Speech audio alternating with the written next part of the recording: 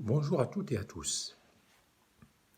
Dans le cadre de ce deuxième enregistrement concernant le droit social au Maroc, je vais vous parler du problème relatif au champ d'application du Code de 2004. Le législateur, dans le cadre de cette loi 65-99, avant de détailler les règles régissant les rapports entre employeurs et salariés, a pris le soin de préciser le champ d'application et les secteurs d'activité qui se trouvent soumis aux dispositions de ce code. Il s'agit des articles 1 à 5.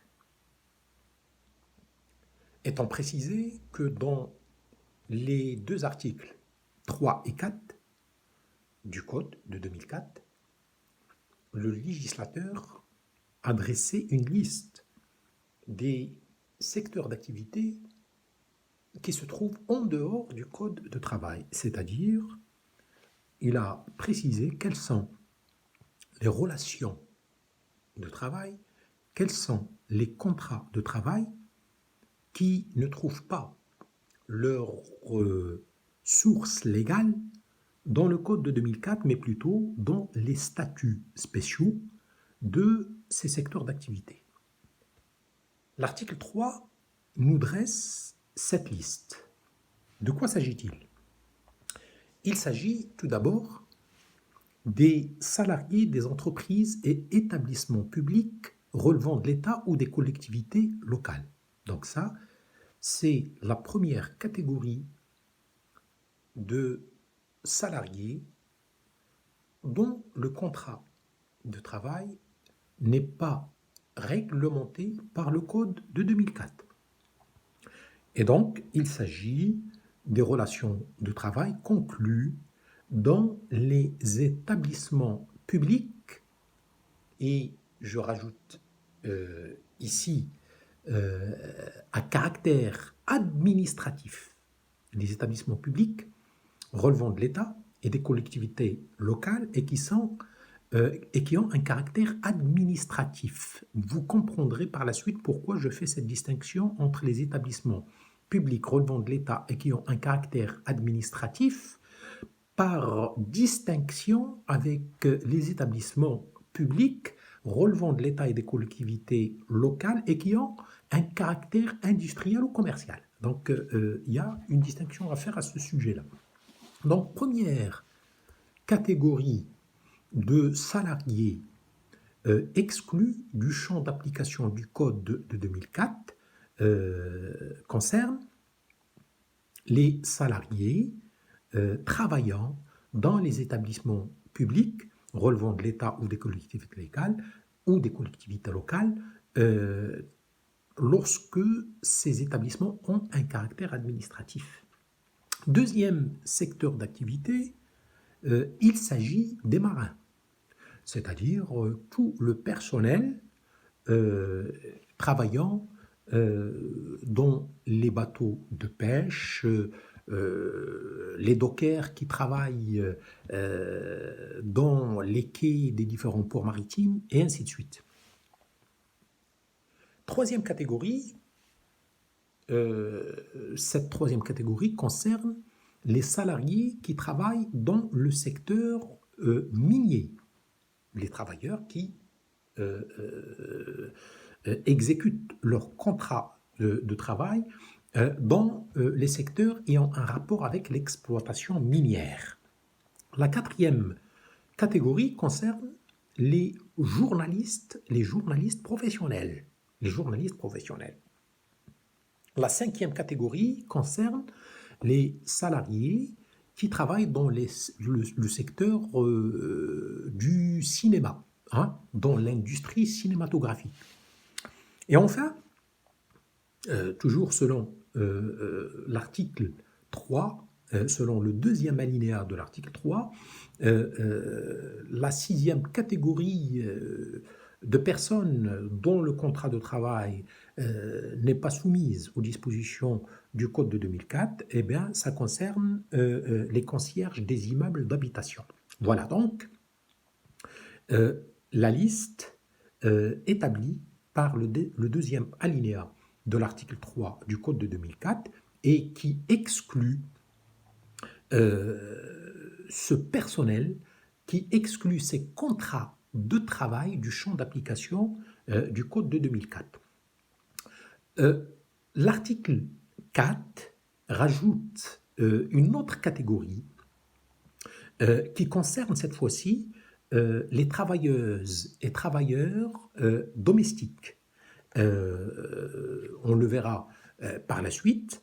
À l'époque de l'adoption de la loi 65-99, la loi du 10 août 2016 concernant les travailleuses et travailleurs domestiques n'était pas encore adoptée. Hein. C'est pour cette raison que l'article 4 a pris soin de renvoyer au statut particulier qui serait adopté par la suite, notamment dans le cadre de la loi 1912 qui a fait l'objet du Daïr du 10 août 2016 et qui concerne les travailleuses et travailleurs domestiques.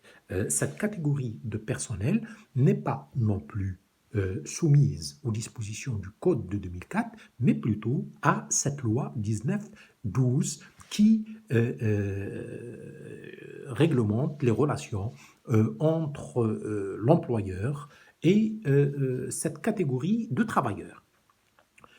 Donc, comme je l'ai précisé, le deuxième alinéa de l'article 3 et l'article 4 nous définit les secteurs d'activité qui sont exclus du champ d'application du Code de 2004. Autrement dit, pour vous rapprocher un peu cette idée, si un journaliste professionnel vous demande si le Code de 2004 lui est applicable, vous allez vous référer au deuxième alinéa de l'article 3 et lui préciser qu'il est exclu de par ces dispositions-là. C'est la même chose pour un concierge dans un immeuble d'habitation.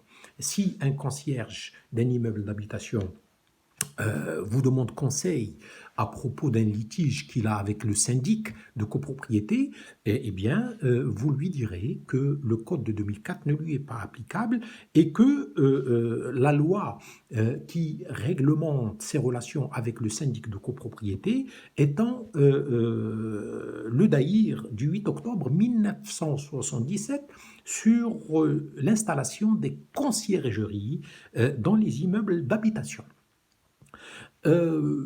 Il existe aussi le statut de la fonction publique et le Daïr qui y fait référence, à savoir le Daïr du 24 février 1958, qui exclut bien entendu les fonctionnaires du champ d'application du Code de travail de 2004.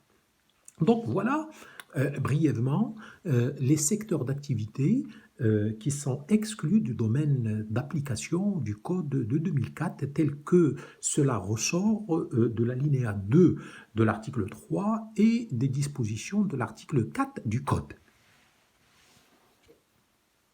Qu'en est-il maintenant des relations de travail qui sont soumises aux dispositions du Code de 2004? Eh bien, si l'on se réfère à l'article 1er, eh bien, on constate que le Code de travail s'applique à toute relation de travail, relevant des secteurs industriels, commerciaux, artisanal, agricole, et ainsi de suite. Donc, si vous lisez l'article 1er, vous allez vous rendre compte que le champ d'application du Code de 2004 est assez large et concerne une large partie des secteurs d'activité économique, industrielle, commerciale, agricole, forestière, de services. Cela concerne aussi les relations de travail dans les associations, dans les syndicats. Cela concerne aussi les relations de travail au sein des professions libérales et ainsi de suite. Donc, l'article 1er nous a précisé les différents secteurs d'activité pour lesquels le Code de 2004 trouve application.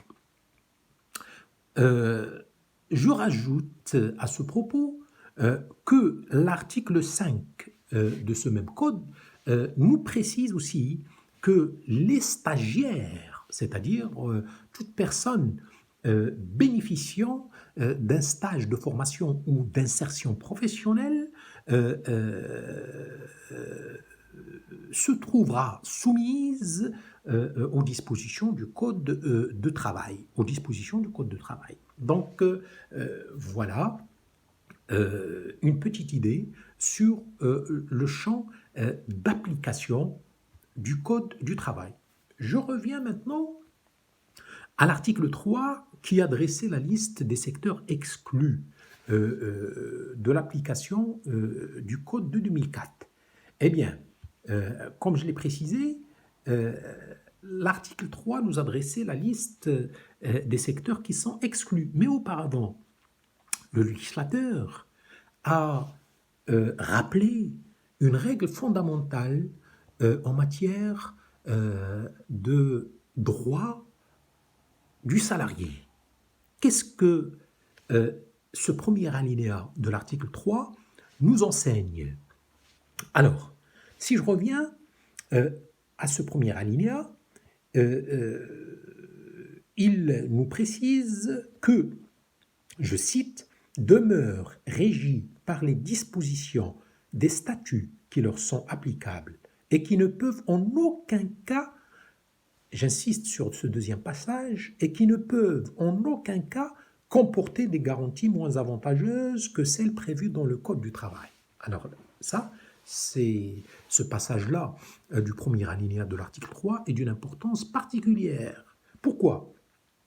Parce que le Code nous dit si les secteurs d'activité exclus du champ d'application du Code de travail demeurent soumis à leur statut particulier, il nous précise auparavant dans le cadre du premier alinéa de l'article 3 que ces statuts ne peuvent en aucun cas prévoir des garanties moindres que celles qui sont prévues par le Code de 2004. Et par conséquent, si les garanties des statuts spéciaux sont moindres que celles qui sont prévues par le Code de 2004, on appliquera plutôt les dispositions du Code de 2004 et les statuts contraires, les dispositions contraires à celles du Code de 2004 se trouveront ipso facto exclues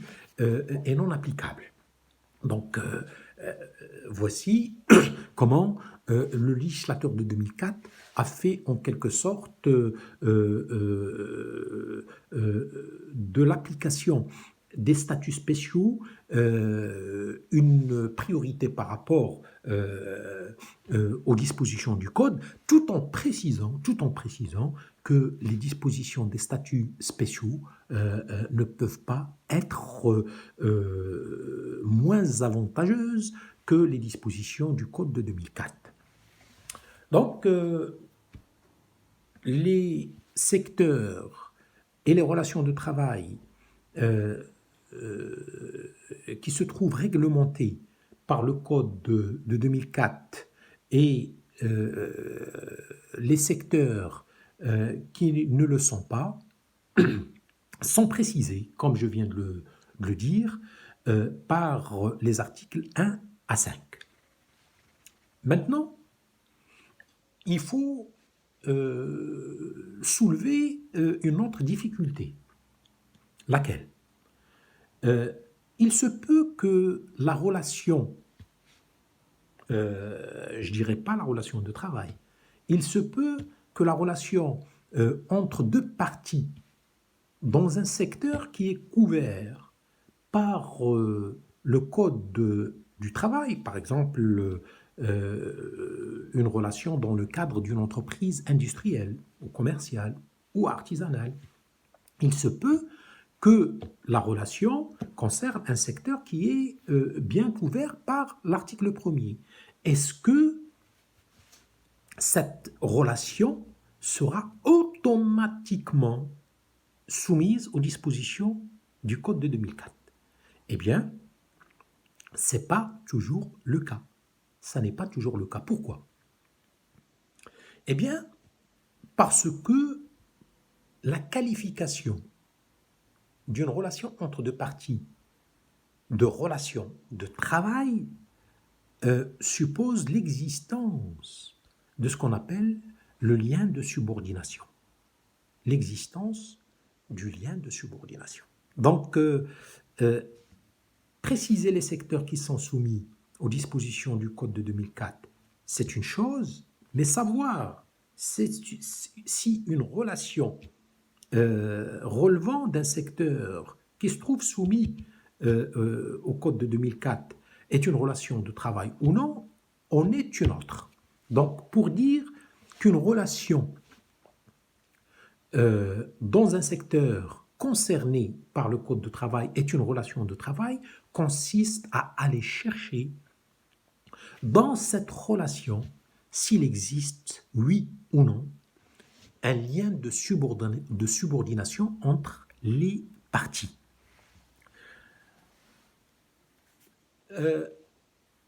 La chambre sociale de la Cour de cassation a eu à se prononcer à plusieurs reprises sur cette difficulté.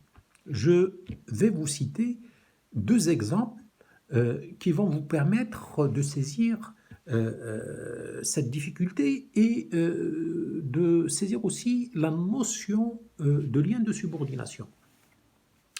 Dans un arrêt du 2 juin 2011, publié dans la revue de jurisprudence de la Cour de cassation, c'est la revue numéro 74 de l'année 2012. Majallat Qada Mahkamat Naqd. Majallat Qada Mahkamat Naqd. Donc je vous invite à lire dans le détail cet arrêt que vous allez trouver dans la revue de jurisprudence de la Cour de cassation dans son numéro 74 de l'année 2012. Alors, de quoi s'agit-il? Il s'agit du cas d'un président-directeur général d'une société anonyme qui avait saisi le juge parce qu'il considère qu'il a été licencié abusivement et sans raison sérieuse.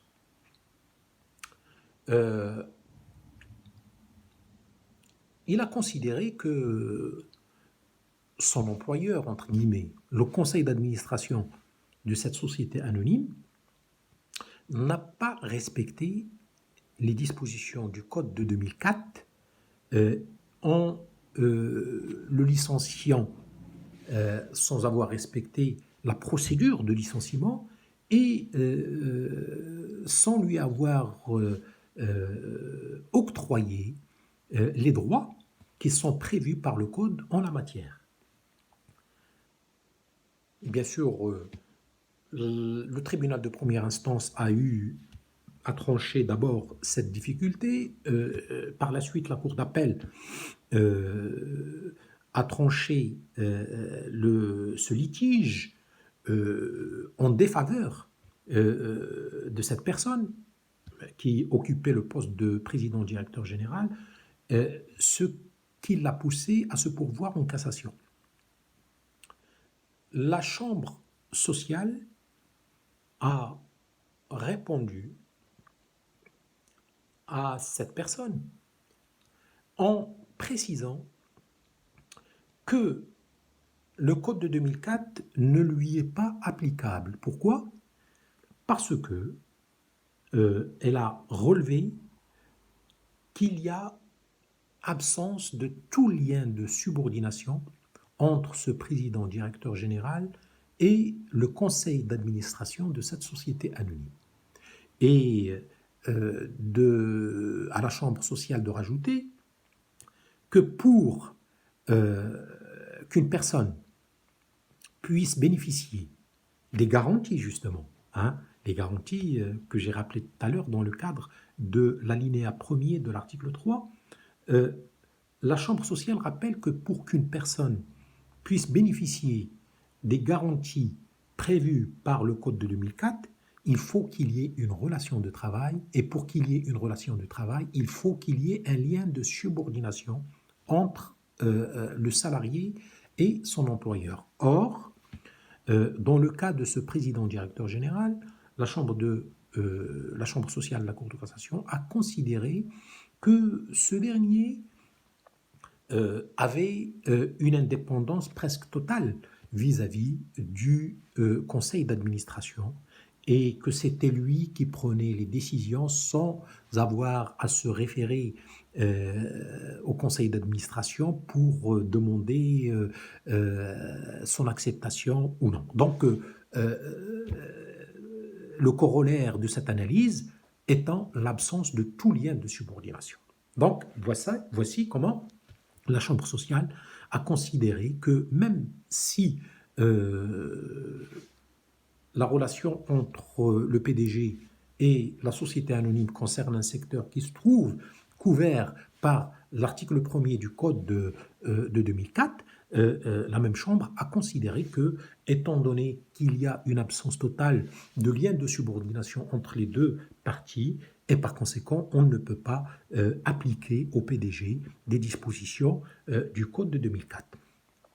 Voici donc un premier cas d'espèce qui nous permet de saisir le sens du lien de subordination et savoir si le Code de 2004 est applicable à cette relation ou pas. Deuxième cas d'espèce, eh bien, ce deuxième cas concerne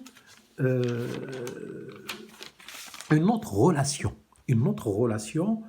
entre deux parties. Je ne vais pas dire une autre relation de travail, parce que si je dis relation de travail, cela veut dire qu'il y a un lien de subordination. Donc, je préfère dire que le deuxième cas concerne aussi une relation d'une autre nature, selon la Chambre sociale de la Cour de cassation.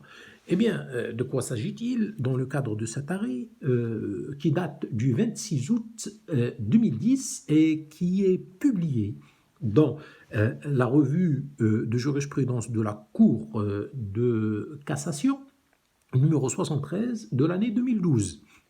Eh bien, dans ce deuxième cas d'espèce, il s'agit aussi d'une relation entre deux personnes.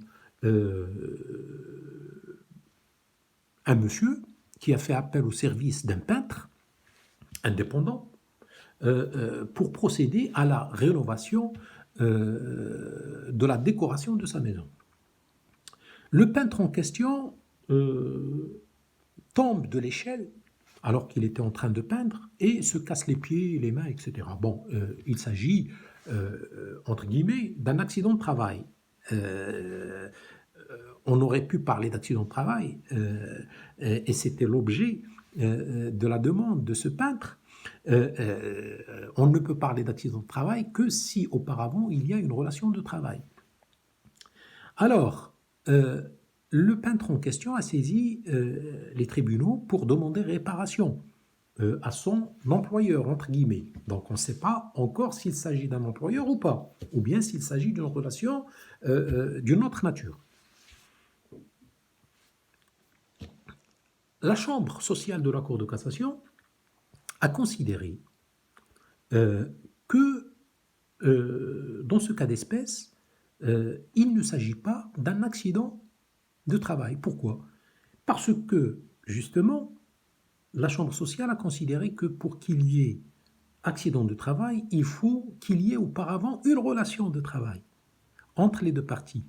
entre ce peintre et cette personne qui a fait appel à ses services pour rénover la décoration de sa maison. Donc, euh, la Chambre sociale a considéré que le peintre en question ne peut pas prétendre à une réparation, ne peut pas engager la responsabilité de la personne qui a fait appel à ses services parce qu'il n'y a pas de lien de subordination dans l'exécution de ce travail entre le peintre et la personne qui a fait appel à ses services. Elle a considéré plutôt, la Chambre sociale, que ce peintre est un entrepreneur, hein, qui dispose de ses propres outils de travail, qui travaille en toute indépendance. Et par conséquent, la relation entre ce peintre et ce monsieur est une relation d'entreprise et non pas une relation de travail, du fait qu'il y a une absence totale de lien de subordination entre les deux parties. Voilà donc euh, la notion de champ d'application, la notion de lien de subordination dans le cadre d'une relation de travail définie par référence aux dispositions du Code de 2004 et notamment les articles 1 à 5 et par deux arrêts de la Chambre sociale de la Cour de cassation. On s'arrête à ce niveau et je vous donne rendez-vous pour une autre vidéo concernant toujours le droit social marocain. À bientôt.